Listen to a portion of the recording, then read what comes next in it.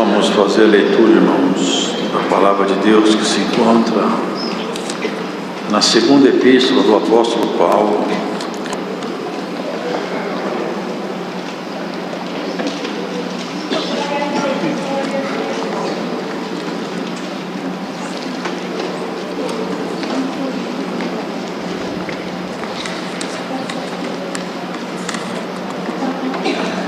no capítulo 5 da segunda epístola do apóstolo Paulo aos Coríntios.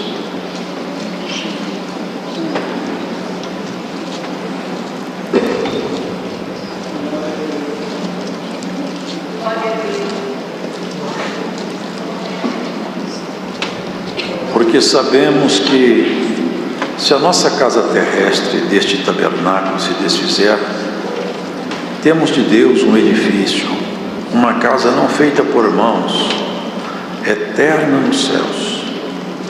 E por isso também gememos, desejando ser revestidos da nossa habitação, que é do céu. Se todavia, estando vestidos, não formos achados nus, porque também nós, os que estamos neste tabernáculo, gememos carregados, não porque queremos ser despidos, mas revestidos, para que o mortal seja absorvido pela vida. Ora, quem para isto mesmo nos preparou foi Deus, o qual nos deu também o penhor do Espírito. Pelo que estamos sempre de bom ânimo, sabendo que enquanto estamos no corpo, vivemos ausentes do Senhor. Porque andamos por fé e não por vista, mas temos confiança e desejamos antes deixar este corpo para habitar com o Senhor. Pelo que muito desejamos também ser-lhe agradáveis, quer presentes, quer ausentes. Porque todos devemos comparecer ante o tribunal de Cristo, para que cada um receba segundo o que tiver feito por meio do corpo, o bem ou o mal. Assim que, sabendo o temor que se deve ao Senhor, persuadimos os homens à fé, mas somos manifestos a Deus, e espero que nas vossas consciências sejamos também manifestos, porque não nos recomendamos outra vez a vós, mas damos-vos ocasião de vos gloriardes de nós, para que tenhais que responder aos que se gloriam na aparência e não no coração. Porque se enlouquecemos, é para Deus, e se conservamos o juízo, é para vós. Porque o amor de Cristo nos constrange, julgando nós assim, que se um morreu por todos, logo todos morreram. E ele morreu por todos, para que os que vivem não vivam mais para si, mas para aquele que por eles morreu e ressuscitou. Assim que daqui por diante a ninguém conhecemos segundo a carne. E, ainda que também tenhamos conhecido Cristo segundo a carne, contudo agora já o não conhecemos deste modo. Assim que, se alguém está em Cristo, nova criatura é. As coisas velhas já passaram, eis que tudo se fez novo. E tudo isso provém de Deus, que nos reconciliou consigo mesmo por Jesus Cristo, e nos deu o ministério da reconciliação. Isto é, Deus estava em Cristo reconciliando consigo o mundo, não lhes imputando os seus pecados, e pôs em nós a palavra da reconciliação, de sorte que somos embaixadores da parte de Cristo, como se Deus por nós rogasse. Rogamos, pois, da parte de Cristo, que vos reconcilieis com Deus. Aquele que não conheceu o pecado, o fez pecado por nós, para que nele fôssemos feitos justiça de Deus. Amém. Paulo discorre com bastante leveza sobre assuntos muito profundos. Ele já vem expondo que a caminhada espiritual ela não pode ser feita com foco na vista, nem na razão. Ela precisa ser sempre lastreada pela fé. Nossa caminhada, nossa jornada, o norte dela é a fé. O justo, ele vive da fé. E nem tudo que ele entende, ele consegue fazer uma análise muito perfeita com sua razão. E muitas coisas que ele espera, ele nunca viu. Porque está escrito: aquilo que olho jamais viu, e nenhum pensamento humano conseguiu jamais chegar até aquela obra consumada que está reservada à igreja. Olho jamais viu, coração algum jamais conseguiu sentir aquilo que está reservado à igreja. Nós sabemos que é uma coisa maravilhosa pela fé. Tudo é pela fé. E por causa disso, a nossa compreensão da nossa passagem também ela é revestida de um significado novo. E é com essa visão, com esses olhos emprestados da fé, é que Paulo fala isso. Porque sabemos que se a nossa casa terrestre deste tabernáculo se desfizer, temos de Deus um edifício, uma casa não feita por mãos, uma casa eterna nos céus. Quando ele fala, se a nossa casa se desfizer, não é que ele tem ali de dúvida se isso vai acontecer. Aqui, esse se, na verdade, é temporal. Quando a minha casa se desfizer, porque ela vai se desfazer. Mas eu não estou mais muito preocupado com isso, que antigamente era um conflito na minha mente. Ele está dizendo da morte, vocês entendem? Quando a minha casa se desfizer, quando eu morrer, eu já não tenho mais aflição com essa compreensão. Porque muito embora isso seja um conflito, a razão já não é mais conflito para a minha visão da eternidade. Porque eu tomo posse de uma coisa nova que me dá compreensão do que vai acontecer. Quando essa casa minha for desmanchada, vou usar uma linguagem aqui para não ficar falando alma e espírito, a minha alma não vai ficar nua. Eu não vou ficar perdido. Sabe por quê? Porque eu já encontrei o meu Senhor. Quando a minha casa se desfizer, eu já vou encontrar. Olha o que ele fala, que coisa interessante. Temos de Deus um novo corpo, que não é num momento imediato que a pessoa morre, que ela toma posse desse novo corpo. Esse novo corpo nós vamos tomar posse dele quando a trombeta tocar. Você sabe disso e não está longe. Os anjos estão aguardando só o sinal do Senhor, só o sinal, porque eles também não sabem quem é o último ou a última que vai crer. Mas quando a última pessoa destinada à salvação crer e for trabalhada pelo Senhor, atingir a maturidade que Deus quer, neste momento o Senhor vem com o seu exército celestial, uma força nunca jamais vista, seres angelicais que ninguém nunca viu. Eles virão. Vai ser o dia mais maravilhoso de toda a história nossa. Nesse dia, nós vamos ter um corpo semelhante ao de Cristo, mas não aquele corpo rasgado que ele se apresentou aos discípulos, não. De longe, nós podemos ter uma ideia com aquele corpo que Saulo encontrou na estrada de Damasco. Um corpo de glória. É isso que ele está falando. Eu já não estou muito preocupado agora com as questões que às vezes se me apresentam. Não sei se vocês já leram em Atos dos Apóstolos, porque nem todos dedicam tanto tempo à leitura. Mas em Atos dos Apóstolos, ele estava indo para Jerusalém. E aconteceu isso. Desceu a Jerusalém um homem chamado Ágabo. Esse homem tinha o Espírito de Deus que ministrava nele o dom da profecia. Ele chegou perto de Paulo, pegou a cinta dele emprestada, me empresta a sua cinta. Amarrou as mãos e os pés e falou assim: assim diz o Espírito Santo ao dono dessa cinta aqui, ó. Se você for para Jerusalém, vão fazer com você isso aqui. E eles começaram a chorar. E Paulo não vai a Jerusalém, porque esse homem já fez profecias no passado e elas cumpriram. Esse homem é de Deus, não vai lá. Ele falou assim: eu vou a Jerusalém, porque eu tenho missão em Jerusalém. Eu estou com ordem do Senhor para ir lá. Eu, por todo lugar que eu ando, eu só escuto isso. Me esperam açoites, prisões, perseguições, ameaça de morte. A minha vida virou isso, hein? Desde que eu me tornei amigo de Jesus Cristo, meus problemas multiplicaram muito. Mas eu não ligo não, porque eu já não estou mais olhando esse mundo. Eu já comecei a olhar o outro mundo, eu já estou fixado, atenção para frente. Vocês entendem isso aí?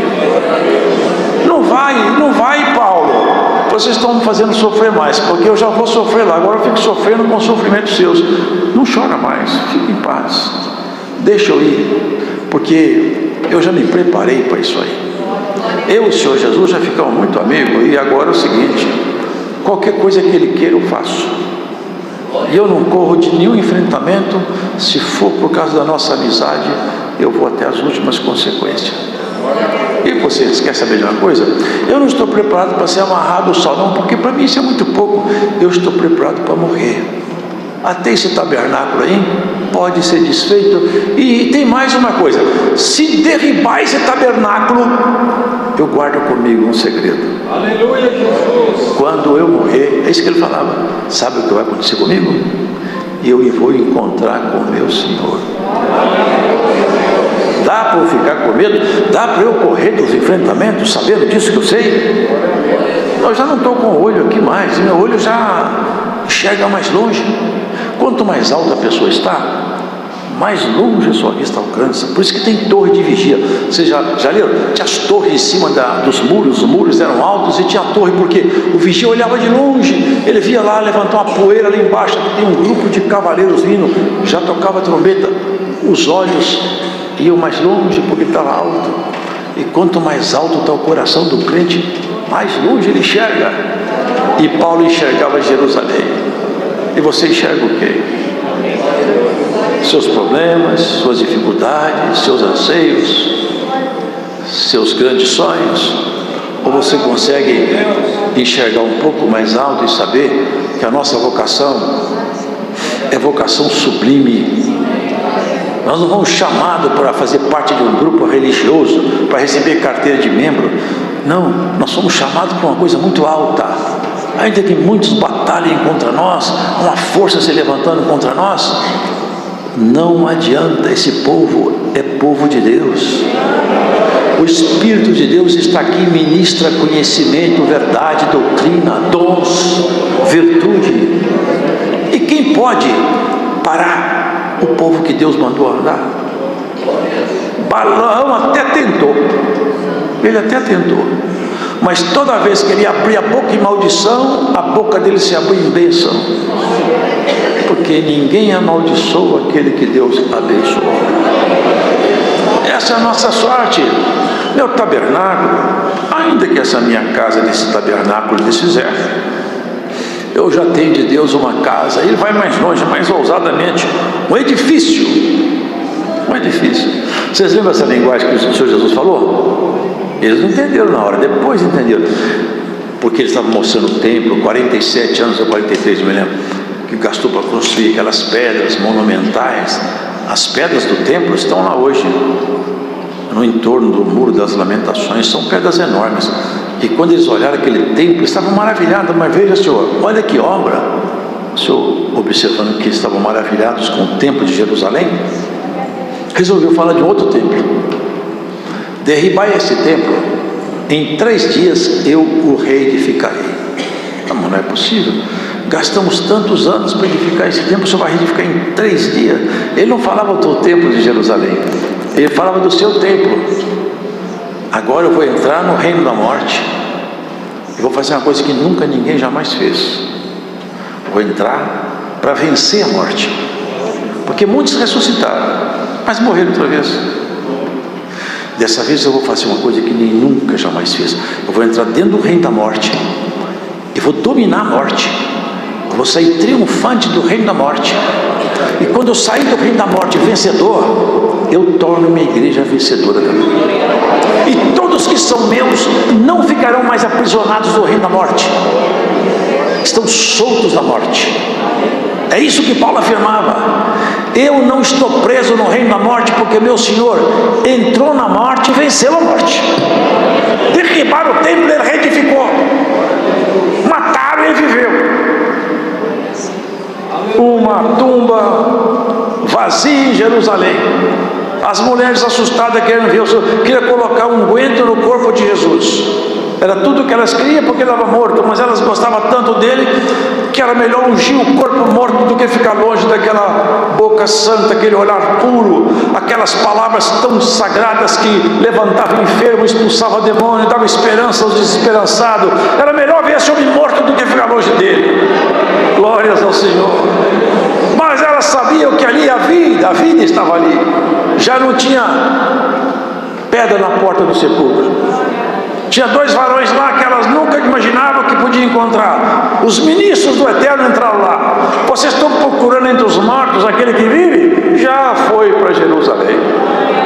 Pode ir para lá, porque ele não está aqui e nem está morto. O teu rei não está morto, hein? Já seguiu para Jerusalém, de cima. E é para lá que ele vai te levar. Todas as suas dificuldades são apenas detalhes na sua caminhada. Todos os seus grandes problemas para Deus já acabaram. Quando essa casa se desfizer, irmãos, qual a importância que tem tudo aqui embaixo para quem morreu? O câncer não importa, não tem mais câncer. A dívida acabou. A fazenda acabou. Tudo que eu tinha, o banco acabou. Agora a história é outra. Lá tem outro edifício, outra história, outra jornada. É lá que Deus escondeu toda a sua grandeza, todo o poder, toda a criação, toda a legitimidade de ser chamado Deus está escondido lá. Aqui não. Aqui é um ambiente tenebroso, obscuro, ruim, mau, perverso. Mas é um lugar que é só um caminho de passagem. Não se assuste com nada, porque Deus te separou, te ungiu com penhor, a garantia, para que você nunca duvide que você vai chegar no céu. Sabe o que ele fez? Vou te dar uma garantia que você vai chegar lá. E enquanto você estiver aqui, você tem a minha garantia. A garantia é essa: o Espírito dele. O Espírito dele entrou em você. E tem muitos que ficam tão distraídos que não sentem o Espírito de Deus, mas tem muitos que sentem. Sentem. E ele fala: eu sinto o Senhor, o Espírito do Senhor está aqui, eu sinto ele em mim. Eu realmente estou indo para o céu. É para lá que eu vou. Ele já foi para Jerusalém. Vocês lembram que os galileus ficaram olhando? Ele fez aquilo ali, sabe por quê? Não é que ele subiu com aquele corpo rasgado ali. Ali era para eles crerem, é para a fé ser aumentada. Ele começou a se destacar do chão, começou a subir e todo mundo parava para olhar. Ele está subindo tão alto. Ele sumiu lá em cima. Vieram outras vezes os mensageiros. Oh galileus, por que vocês ficam olhando tanto para o céu? Esse que subiu vai voltar. Essa é a confiança de Paulo. Agora, todavia, também tem uma coisa: estando vestido, eu espero que eu não seja achado nu. Ele usa esse jogo de palavras espirituais. Eu estou com o corpo, porque eu estou vestido ainda estou em vida, mas eu não quero estar nu. Que nudez é essa que ele fala? É nudez das vestes de justiça que João viu numa grande multidão. E eis que eu vi uma grande multidão trajando vestidos brancos, de linho fino, que são a justiça do santo. Essa vestimenta que não pode faltar no crente, no homem e na mulher de Deus. A vestimenta de uma obra pura, de uma consciência que não está contaminada, de uma mão que não se contaminou com nada, de um coração limpo. Essa é a veste que você tem que vestir. Quando o Senhor me trouxe esse dia, quando Jesus foi crucificado, vocês vejam, aquela veste, a túnica, ela tinha toda, uma costura só, ela não tinha emenda na veste. Você já leu isso? Tecida de alto a baixo, num só tecido, não tinha emenda. E eles não rasgaram aquela veste, foi lançado sorte sobre ela. Essa veste, ela é a veste simbólica que cobre essa igreja, escondendo a sua nudez, a minha nudez. Também nós, os que estamos neste tabernáculo, gememos carregados, não porque queremos ser despidos. Ele está dizendo o seguinte: a coisa não está fácil. Ele não estava mesmo. É todo lugar que eu vou, eu só vejo aflição. Ele chegou e falou assim: sabe o que eu acho? Você já leu isso? Que Deus colocou a gente, apóstolo, como se fosse o lixo desse mundo, eu acho. Porque vocês são maravilhosos e nós somos vis. Nós estamos lutando para vocês ficarem felizes, robustos, cheios de dom, e nós estamos tomando pancada nas cadeias. Nossos companheiros levantam contra nós. O sacerdote, os escribas, os fariseus, meus companheiros do passado, eles querem me ver morto. Nas cidades que ele entrava, vocês lembram que ele entrou lá em Éfeso? Demétrios, que fazia umas imagens do templo de Ártemis, a diana dos Efésios, e ele foi lá, chamou os artífices e falou assim: olha, esse homem aí, ele é uma peste. Ele está falando que nossas deusas não são deuses. Deus mexeruca que o ser humano faz com a mão. Paulo falava: isso não são deuses. E eles ficaram bravos: vai acabar nosso comércio. Vejam então o coração daquele povo. Não tinha nada com Deus, não tinha nada com santidade, era só comércio. Esse homem é uma peste. E levantaram um alvoroço tão grande que ele só não morreu porque tiraram ele. Outra ocasião, eles queriam bater e prender seus amigos. E ele falou assim: eu vou lá me apresentar lá. Eu falei: não vai não, Paulo, eu vou. Só não foi porque eles não deixaram. Sabe por quê? Ele sabia: eu já tenho um edifício pronto.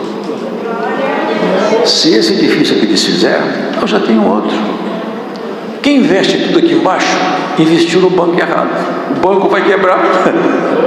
O banco vai quebrar. Quem está investindo tudo aqui, tem gente que larga, tem marido que larga a mulher fiel tanto tempo, companheira, trabalhou, lutou, ali fez tanta coisa para edificar aquela estrutura que ele tem. Ele arrumou uma mocinha bonita e vai embora. Tem moça fazendo isso também. Eu conheci um moço bonito. Ele trabalhava bem simplesinho, mas fez ela formar, ela formou, tinha direito. Depois ela ficou muito bem sucedida e tinha vergonha dele. Largou ele, trocou por outro. Que coisa, como o ser humano é. Investe tudo aqui embaixo, o banco vai quebrar. Aonde tiver o seu tesouro, ali vai estar seu coração. Onde é o tesouro seu? Aqui embaixo ou lá em cima? Em Jerusalém de cima? Ou no seu corpo? Ou no banco? Ou no seu emprego?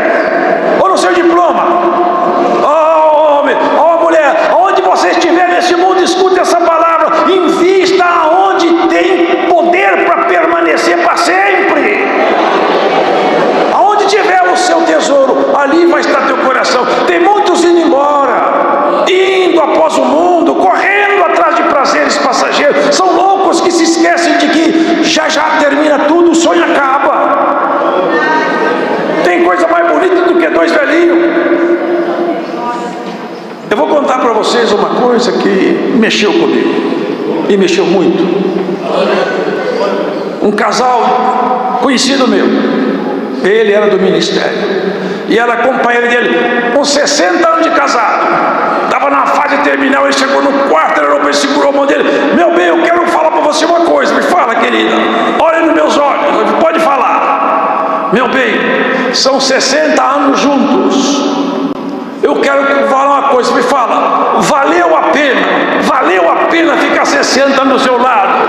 Foi bom ser sua esposa, foi bom viver com você, meu bem. Ela morreu, mas eu penso comigo, ele levou embora uma palavra que quem escuta nunca mais esquece: valeu a pena ficar do seu lado. Oh homem, oh mulher, luta por valores eternos. Saia dessa corrida deslocada do mundo. As pessoas estão loucas. O rei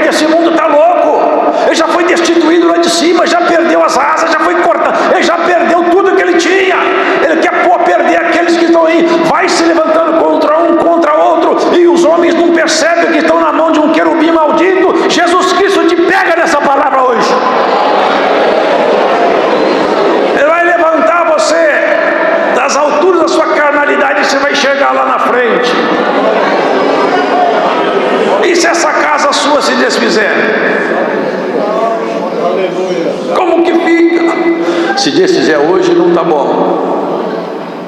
Eu era moço e não era crente. Eu não vou contar aqui porque é longo, a minha hora passou. Mas eu tive uma visão de Deus. Eu vi o céu abrindo. E aquele dia eu percebi uma coisa que todos vão perceber. Isso me fez procurar Deus, hein?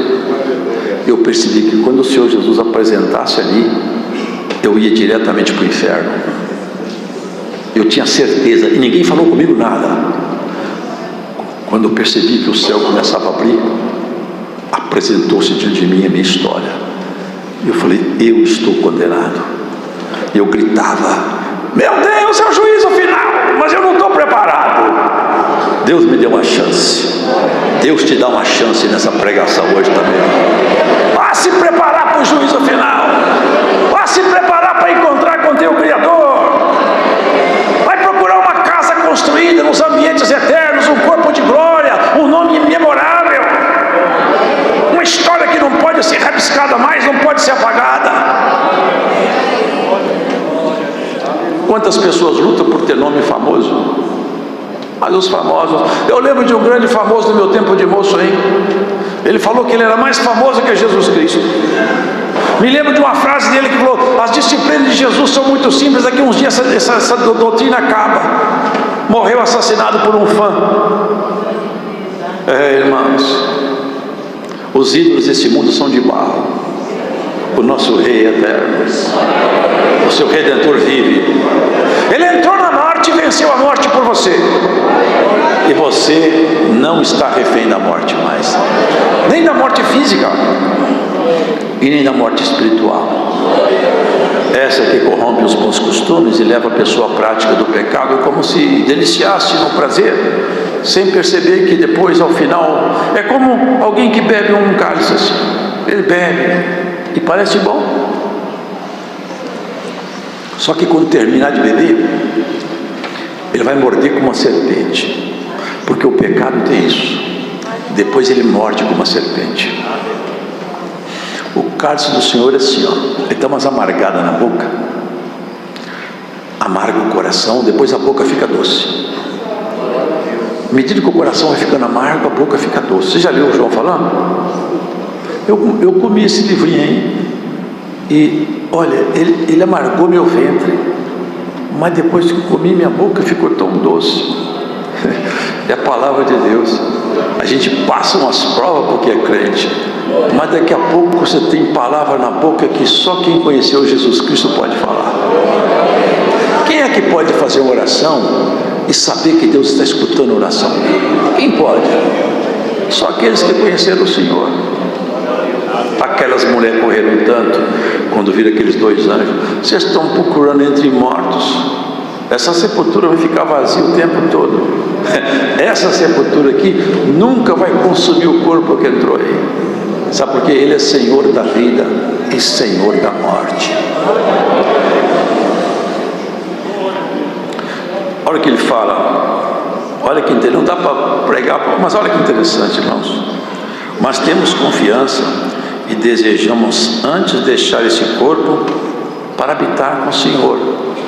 Vocês percebem isso? Desejamos deixar esse corpo. Ele não era suicida, é que ele sabia o que ia acontecer. É aquela visão já enxertada nele de Cristo. Eu já sei o que vai acontecer, eu quero deixar esse corpo. Porque ele não corria de nada. Ele tinha seus temores, tinha. Ele falou, tem temores por dentro, temor por fora, mas eu sigo adiante. Olha aqui, ó. Pelo que muito desejamos também ser-lhe agradáveis, quer presentes, quer ausentes. Eu quero ser agradável a Ele, porque nós vamos comparecer diante do tribunal dele. Eu fui salvo pela sua obra na cruz. Disso eu não posso participar. Essa obra é única dele, é exclusiva dele. A salvação é mérito exclusivo e único de Jesus. Mas agora, já que ele me salvou, e era essa obra, eu não tenho participação nela, a não ser a aceitação desse sacrifício. Agora eu vou fazer o seguinte: como eu estou salvo, eu vou fazer tudo o que eu puder de melhor, para que meu encontro com ele no tribunal vai ser um encontro de excelência. Vocês lembram o que está escrito? O Senhor chamou as pessoas perante ele, assim, escuta, eu te dei 2 talentos, cadê Eu tenho 4 agora. O Senhor me deu 2, mas agora eu tenho 4. É você, eu tinha 5, agora estou com 10. Oh, meu servo, bom, prudente, vem cá, vem ficar perto de mim. Mas teve um lá que falou assim, eu tinha 1. Mas ele achou que estava fazendo um grande feito. Eu enterrei, vou falar aqui numa linguagem comum aqui para ninguém. Eu enterrei aqui essa moeda sua para ninguém roubar. Já que você fica que ser muito exigente mesmo, está aqui de volta o seu dinheiro. Pega essa moeda que está com 1 e dá para o que tem 10. Eles reclamaram, mas ele já tem 10, quem tem muito vai ter mais. E quem tem pouco, até o pouco que ele tem, eu vou tomar dele. Vocês entenderam o que o Paulo falava? Eu quero ser agradável a ele. Eu quero fazer tudo para agradar ele. Se falar que eu vou apanhar lá, é por causa dele, ele está mandando ele para lá, eu vou lá apanhar. Vou morrer. E ele morreu mesmo. Roma que matou os crentes, os servos de Deus do passado. A Roma, que toda a vida matou cristão, matou Pedro, matou Paulo. A história dá conta disso. Ele fala, eu estou sendo oferecido como libação sobre o sacrifício de vossa fé. Porque libação assim, julgavam um líquido em torno do altar. E ele foi uma libação, não jogou líquido, ele foi cortado, decapitado, jorrou o sangue dele, e ele foi até a última hora falando, Senhor, o Senhor me deu alguns talentos, mas eu granjeei muitos aqui, o nosso encontro vai ser bom. Tem muitos que estão escondendo talento e tem uns que estão jogando fora. Como é que pode isso aí? E você? Como que anda seus talentos? Eu tenho dom de língua, mas isso é um dom que Deus te deu, é boa coisa, conserve o pé de outro. Mas tem talento que ninguém vê assim olhando. Tem talento que você não vê. Tem que passar num raio-x. Tem que entrar num exame minucioso. Tem talento que não aparece. Você pode olhar para a pessoa e você não vê. Vocês querem ver uma coisa? Como que você acha a tolerância no espírito de alguém? Só depois de muito convívio. E a paciência, e a misericórdia, e a santidade, e a fé, e o bom trato, e as palavras suaves, e a capacidade de perdoar, e a vontade de reconciliar. Paulo fala, o nosso ministério de reconciliação. Hoje Jesus Cristo vai reconciliar alguém com Deus nessa pregação. Aonde você estiver, Cristo hoje te chama a reconciliação antes que seja tarde demais. Hoje é dia de reconciliação. Tem muitos talentos que você não vai receber igual recebe dom de língua, hein? Tem que ser trabalhado duro. Vocês querem ver uma conquista maravilhosa? É uma pessoa que fala precipitadamente, é nervoso, fala o que vem na cabeça. E Pedro era assim mesmo. Pedro era meio assim, não era? Ele era um homem sanguíneo. Vocês lembram? Ele pegou a espada, tacou no olho do sumo sacerdote. Com ele a coisa era assim, era de chofre. Era de uma hora para outra, ele resolvia tudo. Mas ele ficou bem diferente. O homem que governa sua boca, seus lábios, sabe o que é governar a boca? É não falar tudo que vem na boca, é ter um freio, um controle. O Espírito já assume a natureza sua humana, já governa ela. O homem que governa a sua boca, ele é mais excelente do que aquele que conquista uma cidade inteira. A pessoa que é capaz de controlar seu gênio, já pensou uma pessoa nervosa, de repente, ela chega no final da vida, está calma. O que foi? De tanto andar com Jesus Cristo, eu peguei o jeito dele. Agora eu fiquei calmo.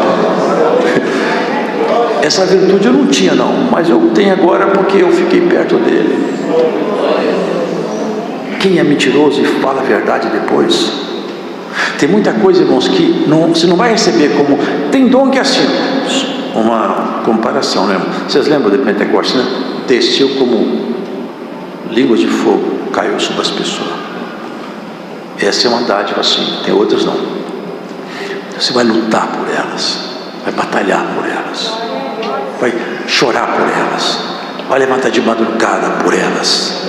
Eu quero, Senhor, eu vi o jeito daquela irmã, eu vi o jeito daquele irmão, e me deu vontade de ser igual a ele. Deu vontade. Eu vi o jeito que aquela irmã respondeu numa afronta. Eu nunca consegui fazer isso, mas a partir de hoje eu quero imitar essa irmã aí. Paulo imitou tanto o Senhor Jesus, tanto, que depois ele falou: vocês querem saber de uma coisa? Vocês podem me imitar também, que eu ando imitando o Senhor Jesus em tudo que Ele fez. Assim as virtudes do Senhor vão ser ministradas em você. Deus estava em Cristo reconciliando o mundo consigo mesmo. Deus estava em Cristo, você entende isso? É o Deus Filho. O Verbo se fez carne e habitou entre nós. Emanuel, Deus conosco. Ele foi embora para o céu, mas enviou o Espírito Santo. Agora não ficamos sozinhos mais. Onde nós estamos, o Espírito Santo está conosco. Se sua casa desfizer, você já tem outra. E o encontro tem que ser bom. Temos que preparar para os bons encontros. Batalha, esforça. Faça as suas obras denunciar a sua natureza. Tiago falou: você tem fé? Eu te desafio. Um desafio muito interessante ele fez. Você fala que tem fé. Eu também tenho. E vou te provar minha fé pelas obras que eu faço. Dá uma olhada na minha vida. Investigue a minha história. Você vai perceber que a minha conduta revela que eu tenho fé. Se investigar a sua história, revela que você tem fé. Nos negócios seus, dá para ser investigado? Se pegar seu celular, dá para dar uma investigada nele? Ver se você tem fé? Irmão. Quem tem fé, as obras gritam atrás dele: eu tenho fé! As obras saem atrás gritando: eu sou uma pessoa de fé! As obras gritam. As palavras comovem, mas os exemplos arrastam. Quem tem fé tem que ter obras. Não tem contradição em alguma nisso. Nós somos salvos pelas obras? Não, nós somos salvos exclusivamente pela fé. Mas a fé legítima provoca obras, porque se não provocar, é fé morta, e fé morta não salva ninguém. Deus seja louvado.